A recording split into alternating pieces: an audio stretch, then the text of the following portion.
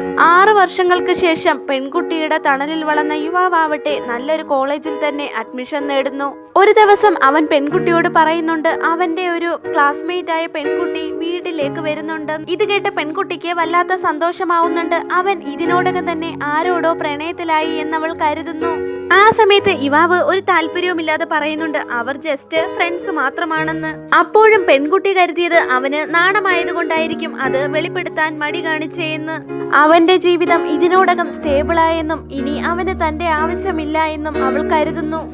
അതുകൊണ്ട് തന്നെ പെൺകുട്ടി അവിടം വിട്ടു പോകാനായി തീരുമാനിക്കുന്നു. കാറപകടത്തിൽ അവൾക്കുണ്ടായിരുന്ന ഡിപ്രഷൻ ആവട്ടെ അവൾക്ക് പൂർണ്ണമായി മാറിയിരുന്നില്ല. ഇത്രയും വർഷം അവൾ സംയമനം പാലിച്ചിരുന്നത് ആ ആൺകുട്ടി വളർന്ന് സ്വയം പ്രാപ്തി കൈവരിക്കുന്നവരെ അവന്റെ കൂടെ ഉണ്ടായിരിക്കണം എന്ന് കരുതിയിട്ടാണ്. ഇപ്പോൾ അവൻ വളർന്ന് വലിയൊരു ആൺകുട്ടിയായിരിക്കുന്നു. അവന്റെ കാര്യങ്ങൾ ചെയ്യാനുള്ള പ്രാപ്തി അവൻ കൈവരിച്ചിരിക്കുന്നു. അതുകൊണ്ട് തന്നെ അവൾ ഈ ലോകം വിട്ടു പോകാനായി തയ്യാറെടുക്കുന്നു. അവൾ തന്റെ ലാപ്ടോപ്പിൽ ഒരു ആത്മഹത്യാ കുറിപ്പ് തയ്യാറാക്കി വെക്കുന്നു. അതിനുശേഷം പെൺകുട്ടിയാവട്ടെ ഗാഢമായ നിദ്രയിലേക്ക് വഴുതി വീഴുന്നു. ഈ സമയത്ത് അപ്രതീക്ഷിതമായി യുവാവാവട്ടെ അവളെ നോക്കാനായി മുറിയിലേക്ക് കടന്നു വരുന്നു.